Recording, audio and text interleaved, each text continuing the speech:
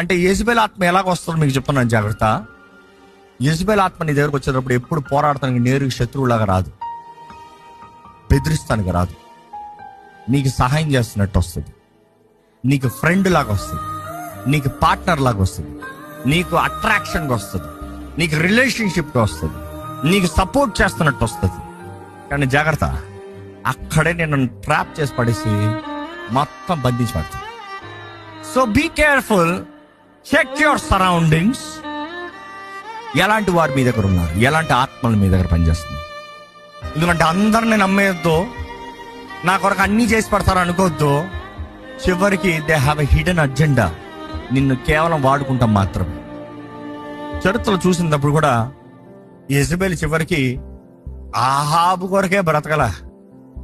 ఆహాబు చనిపోయినా కూడా తన టెక్కు మాత్రం ఏం తగ్గల.